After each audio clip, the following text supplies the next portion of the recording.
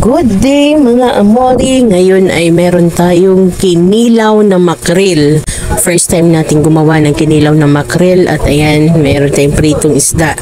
At ang sahog ng aking kinilaw ay meron tayong kamatis, sibuyas, luya, at ang aking cucumber na hiniwa ng maliit plus ang dagdag lasa at pangtanggal lang sa lemon.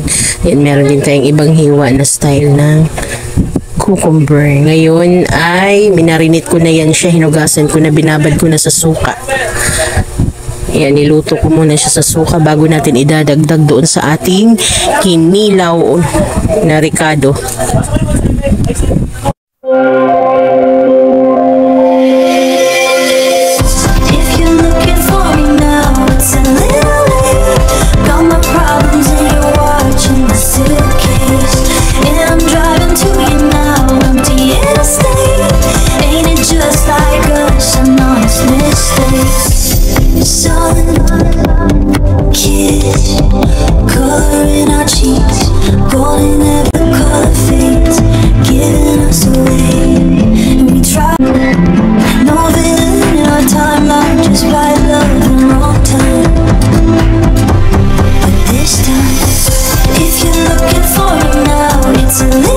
Tsaka masarap din to dahil mabango, dagdag aroma. So ayan, hiniwalay natin yung katas at ilalagay natin pagkatapos doon sa ating hinahalong isda at mga ricados.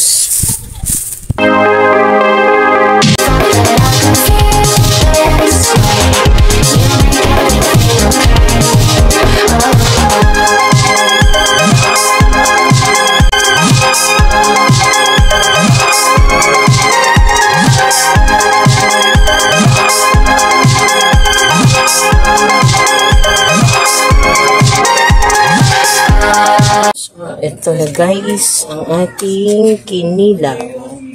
Yan, ang sarap ng ating kinilaw na makrel. Lalagyan natin ng sili. 1. Then 2.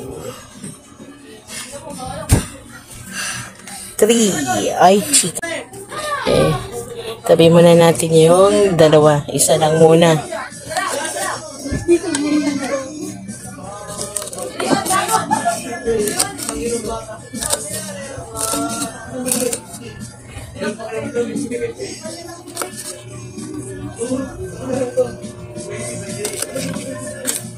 Ayan.